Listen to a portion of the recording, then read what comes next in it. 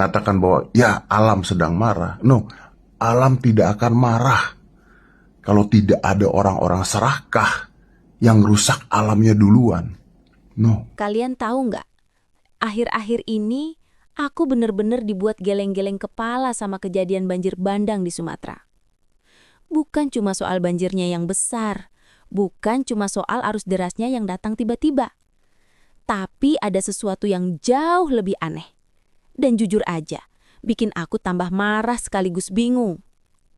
Bayangin ya, dari arah hutan, dari tempat yang seharusnya penuh pohon, tanah yang kokoh, akar yang kuat, malah keluar gelondongan kayu sebesar-besarnya hanyut bareng arus banjir.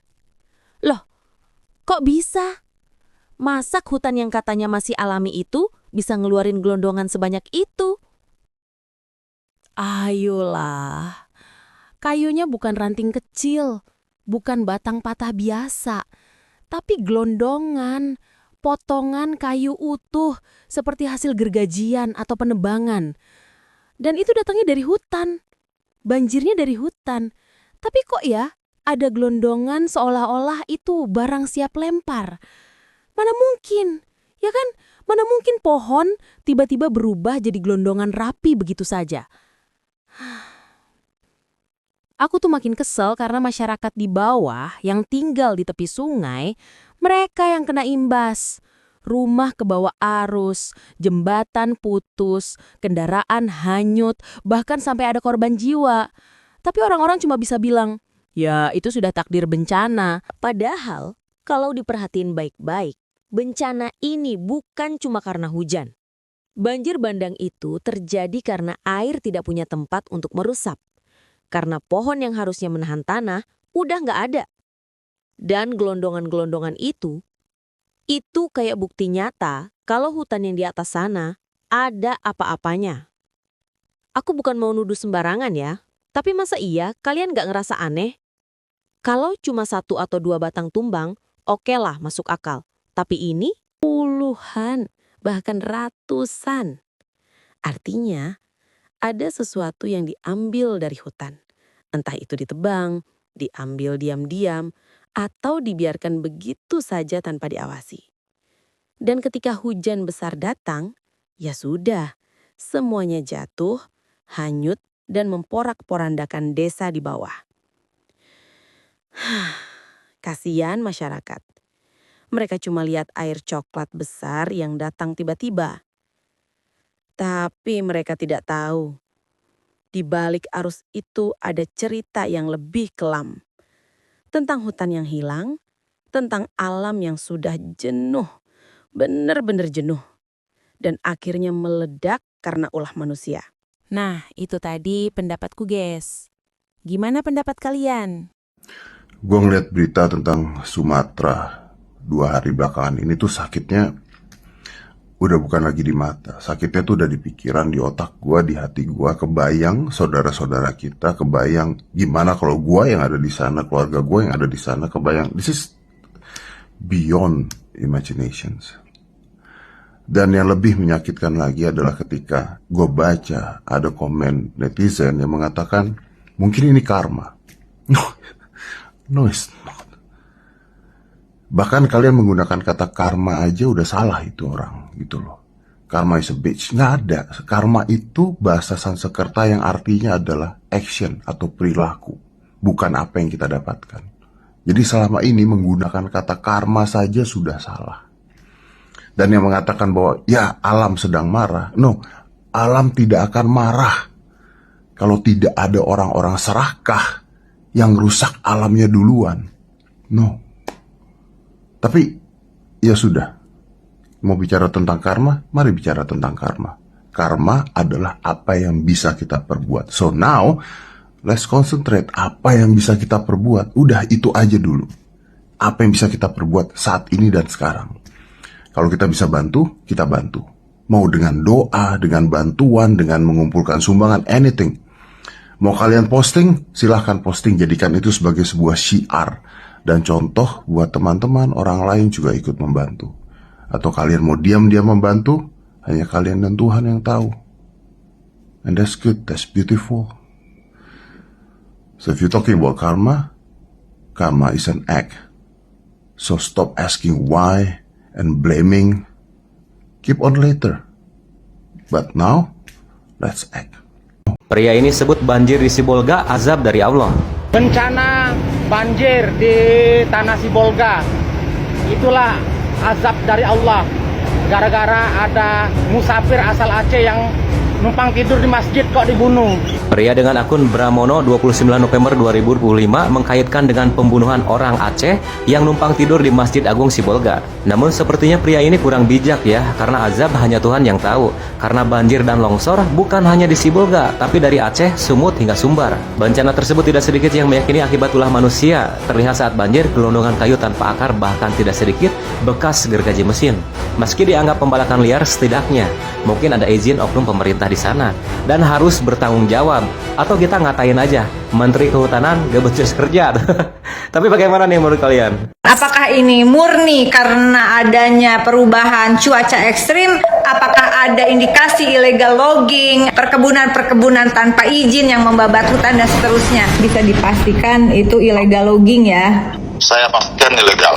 Tapi di konten kali ini aku minta perhatian kita semua. Yuk kita fokus, pray untuk saudara-saudara kita yang kena bencana. Tetapi tidak hanya berdoa, kita akan berkoordinasi. Terima kasih untuk besti-besti yang mau berjuang. Dan sepertinya kita harus berjuang untuk Indonesia. Assalamualaikum besti-besti, love Indonesia kesayangan si akunya. Jumpa lagi di Viral for Justice dengan hashtag kita Save Sumatera Utara, Save Sumatera Barat, Save Aceh, jaga Indonesia. Seperti kita ketahui saat ini sedang terjadi musibah bencana alam, banjir dan juga tanah longsor di berbagai wilayah di Indonesia dengan daerah terparah salah satunya adalah Sumatera Utara, Aceh dan Sumatera Barat. Bahwa ada persoalan apakah ini murni karena adanya perubahan cuaca ekstrim atau ada kerusakan ekosistem yang bertahun-tahun dan secara sistematis. Oke, nanti kita akan bahas apakah ada indikasi illegal logging, adanya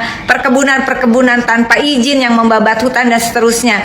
Tapi di konten kali ini aku minta perhatian kita semua. Yuk kita fokus, pray untuk saudara-saudara kita yang kena bencana. Tetapi tidak hanya berdoa, kita akan berkoordinasi. Pagi ini aku sudah berkoordinasi dengan Bupati Tapanuli Tengah, besti kita Pak Masinton Pasaribu.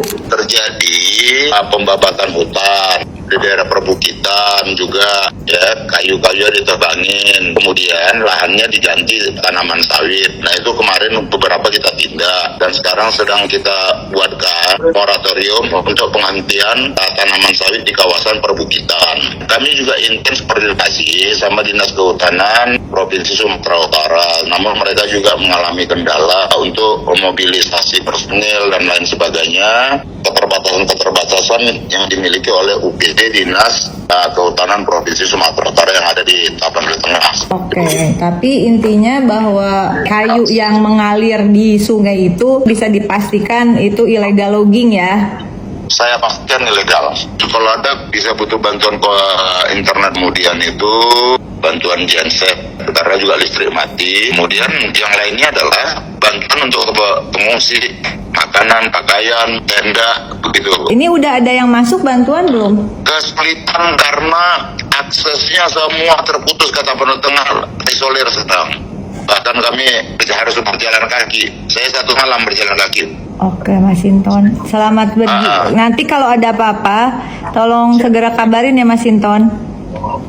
Iya, Iya. begitu ada koneksi internet saya call ibu lagi, Bu. Insya Allah kita gotong royong Oke. konsolidasi ya. Tadi saya berkoordinasi dan hasil koordinasi dengan Bupati Tapanuli Tengah besti kita Pak Masinton Pasaribu, kiranya ini juga menjadi masukan untuk daerah-daerah lain, yaitu bahwa daerah yang terdampak bencana banjir kali ini bukan hanya terisolir jalur daratnya tetapi juga internet dan listriknya. Dan si aku mencoba untuk berkoordinasi dengan PLN dan Telkom, ternyata mereka sudah bergerak langsung gercep. Kita update apa yang telah dilakukan oleh Telkom. Ini dia.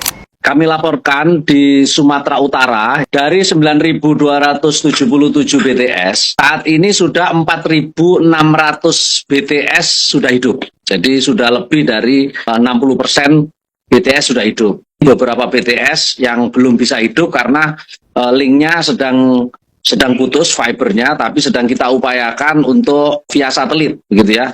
Dan juga sebetulnya satelit sudah on 300 mega.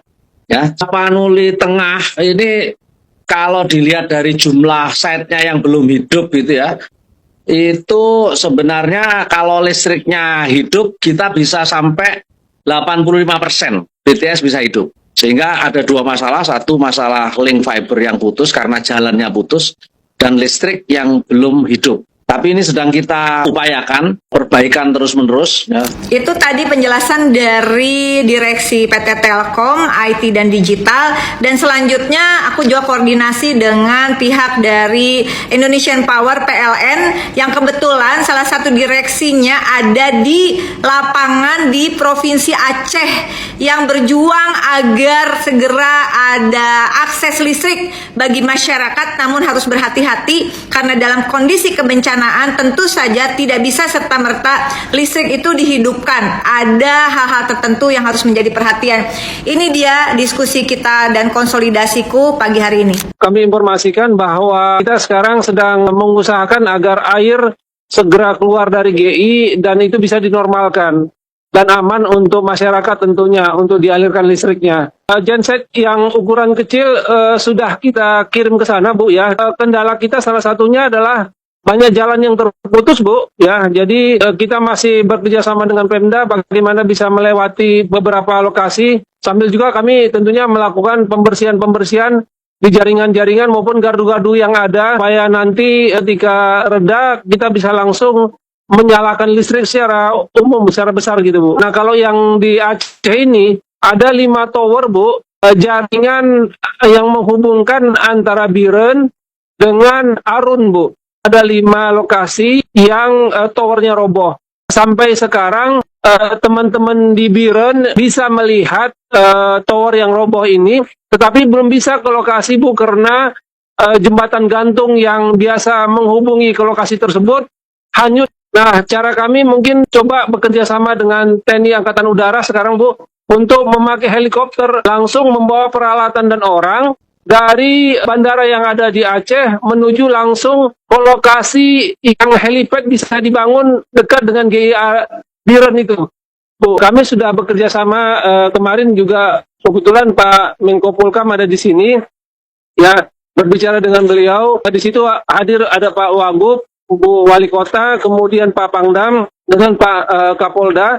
Nah, Pak Pangdam diminta untuk membantu kami sepenuhnya. Alhamdulillah untuk evakuasi bencana, untuk advokasi para korban ini juga dibantu oleh Tentara Nasional Indonesia, TNI, Angkatan Darat maupun Angkatan Udara yang sedang berjuang bersama seluruh stakeholder yang ada, pemerintah daerah dan juga BUMN. Apa yang kita bisa berikan bantuan untuk saudara-saudara kita yang sedang berjuang, yuk kita berikan. Mereka juga membutuhkan bantuan makanan, membutuhkan pakaian, tenda, dan seterusnya. Dan kita beri dukungan untuk seluruh kementerian lembaga terkait, juga PU, untuk berjuang, untuk segera membuka jalur darat, dan semuanya, Badan Penanggulangan Bencana, semuanya Indonesia. Yuk kita bergandengan tangan. Terima kasih untuk besti-besti yang mau berjuang, dan sepertinya kita harus berjuang untuk Indonesia. Never give up Indonesia, pray untuk Sumut, Sumbar, dan Aceh. Salam sopan Indonesia. Nih, boleh nggak sih Eka minta perhatian kalian dikit aja, segini aja, jangan di skip ya please ya. Eka nggak minta diiketin mekong, atau ditanya udah berak apa belum, Mang. Lebih ke please lah, pertamler-tamleran ini udah dulu. Ya Bes juga udah dapet sanksinya, Seru Kitinya juga nggak jadi hilang pekerjaannya, dan udah juga lah ngurusin si Narah lah, si siapa Julehah lah. Ntar dulu, karena please your eyes all to ke yang lebih urgent, Don. Lu sibuk ya sih, sibuk ngurusin hidup orang-orang sampai lu lupa skip di Sumatera Utara. Lagi chaos banget banjirnya, say. Banjirnya gedong udah gede banget sampai longsor, sampai rumah nggak kelihatan, Mak. Terus sekeluarga itu udah levelnya nyelamatin dirinya ke genteng saking rumahnya udah tenggelam. Mereka nggak bisa ngapa-ngapain, nggak ada listrik, makanan juga darurat, air apalagi kotor, nyoy. Ini kalau udah gini urusannya nyawa, nyoy. Bedi aja udah bilang kalau ini tuh jatuhnya banjir maut. Mindeng lu coba cek dulu keadaan orang-orang di sana, kali-kali ya ada family, ada bestie, ada ya rekan kerja, ada teman Roblox, atau ada orang yang minjem duit sama lu lagi di sana. Dan lu bisa bantu-bantu yang lu bisa bantu, minimal bantu share beritanya supaya dapat perhatian banyak orang, banyak pihak gitu loh. Terutama orang-orang punya supaya bisa siap kirim bantuan. Terus kalau lu ada bantuan ya kirim sebisanya, or terminimal bisa kirim doa. Tapi doanya yang tulus, jangan yang virgon. Ada aku tengok satu status pendukung TPL turut berduka cita buat saudara-saudara di Tapteng. Heh, kau penyebabnya satu, kau dukung terus itu, ya? Udah kau tengok kan kayak mana kejadiannya di sana? Nggak usah. Nggak perlu naik helikopter, nggak perlu kau langsung tinjau langsung ke sana berapa banyak hutan yang gundul, berapa banyak hutan yang diterabas ya. Kau tinggal tengok Google Map dari satelit, kau tengok kayak gini caranya. Tengok kalau IQ-nya yang dangkal jangan komen ya, biar kalian tengok berapa banyak hutan yang dihabis. Inilah kawan, ya, hutan yang gundul. Tak perlu kau naik helikopter kawan, tak perlu kau naik helikopter untuk melihat berapa banyak hutan yang gundul sayang. Kau tinggal buka Google Map, kau ketik satelit, kau ketik PT TPL sektor. Ini masih sektor Tarutung ya, masih sektor Tarutung yang botak. Belum lagi kau tengok lagi sektor-sektor lainnya, sektor sana, sektor sini, Kau ketik aja, kau tengok mana yang berapa yang terdaftar di sana hutan yang gundul, ya. Berapa banyak sektor TPL itu ya sayang ya. Jangan kau sok-sok jadi pendukung yang nggak tahu kok efek negatifnya kayak gini. Bencana alam kawan. Apa pula dari SD pun sudah dipelajari kalau hutan kita gundul akan menjadikan erosi, longsor, banjir. Ya kawan ya, jangan sok-sok muncungmu itu mendukung TPL ya sayang ya. Ya tengok dari satelit, nggak perlu kau naik kereta KLX naik CRF untuk mensurvei ini sayang. Ya, kau tengok dulu botak semua sayangku, cintaku. Ya, botak semuanya. Jadi nggak perlu kau tengok dulu itu harusnya hijau, tinggal pinggir-pinggirnya sayang yang hijau. Ya sayang ya. Nah, jadi nggak usah kau sok-sokan bilang ada dampak positifnya, dampak negatifnya lebih parah. Berapa banyak? Nggak tahu lah berapa banyak ini botak kandas hutan kita sayang. Ya, jadi berpikirlah yang bijaksana ya. Jangan lagi kau dukung-dukung TPL. Banjir. Jadi nggak usah sok-sok jadi pahlawan lah yang mendukung-dukung TPL itu ya. Baru sekarang ditutup. Itu pun masih surat rekomendasi lagi yang keluar. Keluarkan, tutup TPL. Keuntungannya jangan lupakan jasa-jasa TPL. Keuntungannya nggak seberapa sama hutan yang udah dihabisi. Memang kalau IQ-nya dangkal kayak gitu, nggak akan mengerti, nggak akan paham kayak mana. Tahu, yang mau kau selamatkan 10 kakak, 20 kakak, 1000 kakak. Tengok yang hancur berapa kakak. Udah tahu kalau dampak negatifnya? Kayak gini bencana alam. Nggak bisa dihitung manusia. Keuntungannya masih bisa dihitung manusia. Ini kerugian, kerusakan, nyawa yang hilang. Pakai ini ya. Dari ufuk timur hingga ke ujung barat, pesona tiup-tiup air. Jadi DPR apa segala macam pemerintah baru mengeluarkan surat rekomendasi tutup. Masih surat rekomendasi nggak mempan. Kasus kami di Bang Sumut, surat rekomendasi. Bang Sumut harus mengembalikan surat. Surat rekomendasi tutup TPL. Nggak ada. Surat keputusan yang perlu. Nggak perlu surat rekomendasi. Udah nggak ada tawar-menawar. Ya, tutup TPL. Tengok berapa banyak hutan yang gundul. Enak-enak aja kau. Ada dampak positifnya, perekonomian. Hancur. Kayak gini hancur. Berapa banyak itu masyarakat yang... Jadi kalau masih ada aku tengok postingan orang mendukung TPL, habis loh kau, tahu kau. Kayak gini. Siapa yang nerima dampak negatifnya? Siapa yang menikmati hasilnya? Makanya jangan asal nyocos mulutmu kalau nggak tahu.